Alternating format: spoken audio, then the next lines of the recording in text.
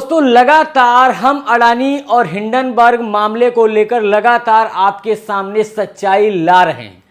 आज हम आपके सामने एक ऐसा खुलासा करने वाले हैं जिसके बाद आपके पैरों के नीचे की जमीन खिसक जाएगी। दोस्तों, जिस तरह से अडानी हिंडनबर्ग मामले को लेकर पूरे देश में राजनीति चलती रही, लेकिन इस बार जो खुलासा होने वाला है उसके बाद आप सोचेंगे कि आखिरकार कितनी बड़ी कॉन्स्पिरेसी रची गई थी अडानी को लेकर।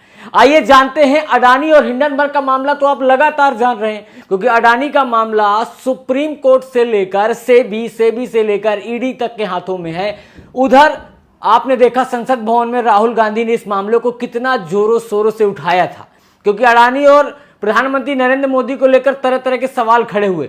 लेकिन जो आज खुलासा हो रहा है उसको देखकर आप भी समझ जाएंगे कि आखिरकार कितनी बड़ी कॉन्स्पिरेसी रची गई थी। आज एक आर्टिकल, अगर मैं एक आर्टिकल आपको भी दिखाना चाहूंगा, आप देख सकते हैं द इंडियन एक्सप्रेस का ये आर्टिकल आप मेरे स्क्रीन पर इधर देख सकते हैं। इसके कुछ मैंने पॉइंट्स आपके सामने रखे हैं जो आप देख सकते हैं इस आर्टिकल में लिखे हुए हैं। क्योंकि ये आर्टिकल इंग्लिश में है इसलिए मैं आपको हिंदी में इस सारे पॉइंट्स को बताने की कोशिश करूंगा कि आखिरकार कितनी बड़ी कॉन्स्पिरेसी रची गई थी। क्योंकि जिस तरह से अडानी को लेकर कहा गया कि अडानी ने सेल कंपनियों के द्वारा भारत के लोगों का पैसा खाया, बड़े आरोप लगे।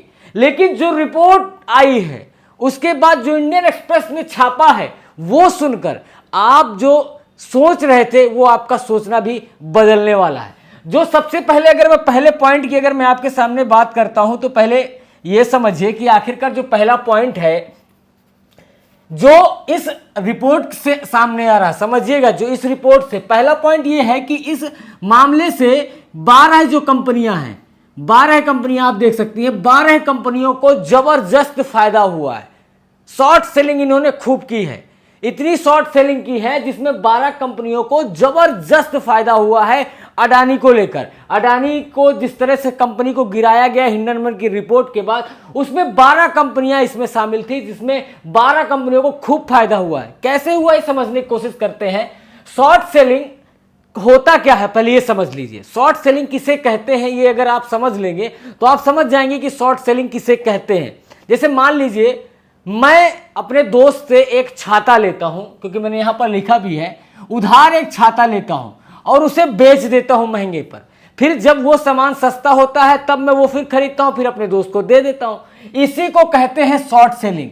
फिर बाद में सस्ता होने पर वैसा ही छाता खरीदते हैं, उसे वापस दे देते हैं। उसमें जो मुनाफा होगा वो खाली आपका ही होगा, आपके दोस्त का नहीं होगा। तो इसे बोलते हैं शॉर्ट सेलिंग। आप समझ लीजिए शॉर्ट सेलिंग किसे कहते हैं। अब आप समझ लीजिए, मैंने एक छाता लिया और उस छाते को मैंने अपने दोस्त से लिया और जब वो छाता को मैंने महंगे बेच लिया, इसके बाद जब सस्ता हो जाएगा फिर मैं वही छाता खरीद के उसको दे दूंगा, जो प्रॉफिट होगा वो मेरा होगा। तो इसे कहते हैं शॉर्ट सेलिंग। अगर मैं स्टॉक मार्केट की भाषा में आपको मामूली शब्दों में अगर मैंने समझाने की कोशिश की कि इसे शॉर्ट सेलिंग कहते हैं। प्रवर्तन निदेशालय यानी ईडी, आप समझ लीजिए, ईडी ने जो जांच की है, ईडी और सेबी क्योंकि पीछे पड़े हुए हैं, क्योंकि इतना बड़ा मामला है, देश का मामला है और देश के मामले में ईडी और सेबी या जो स्टॉक मार्केट को देखती है वो पूरी तरह से इस मामले की जांच कर रही है। गहराई से जो निष्कर्ष निकले हैं वो मैं आपको बताने वाला हूं।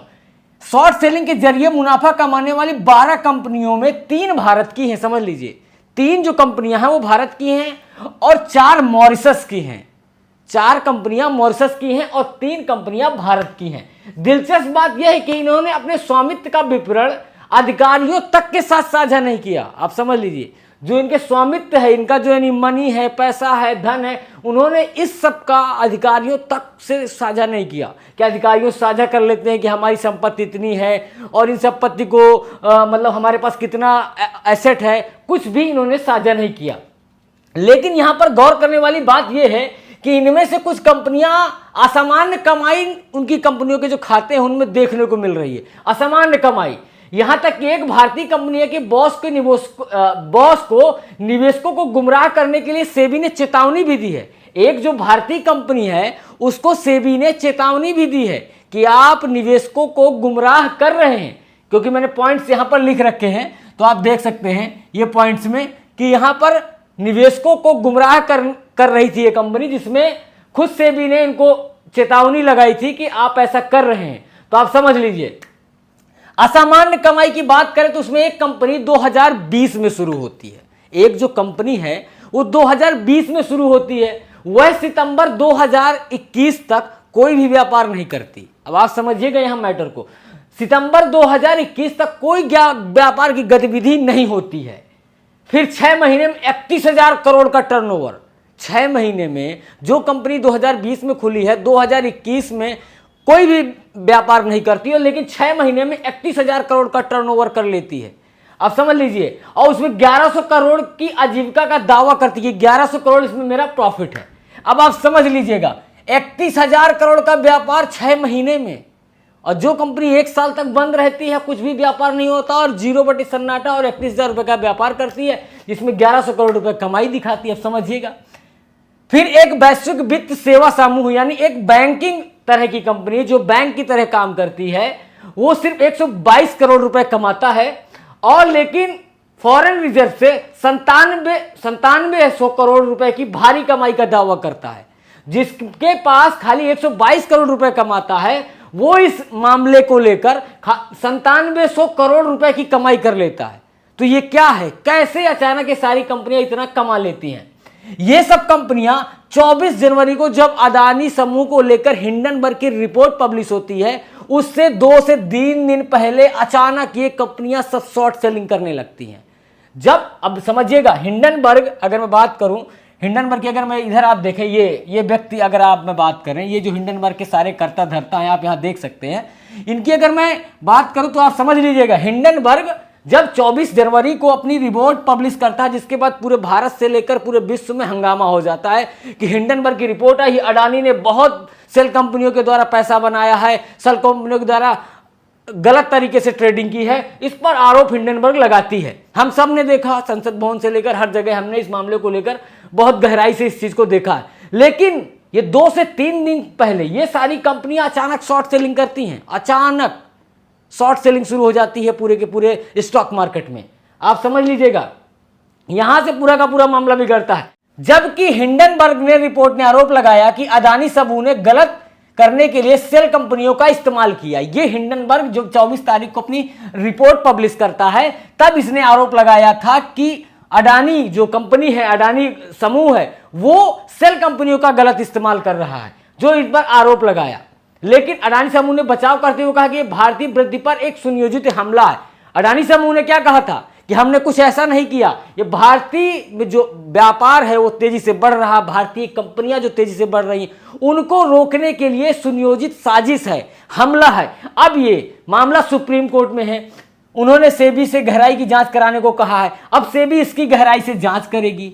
अब समझ लीजिएगा कि ये कंपनियां जो 2020-21 में रजिस्टर्ड हुई, 2020-21 में इनका कोई टर्नओवर नहीं है, और 1 साल में 31,000 करोड़ का टर्नओवर हो जाता है और 1100 करोड़ रुपए कमा जाती हैं। तो आखिरकार ये सब कैसे हो रहा था? जब हिंडनबर्ग की रिपोर्ट पब्लिश होती है, उससे 2-3 दिन पहले ही शॉर्ट सेलिंग क्यों शुरू की जाती है मार्केट में?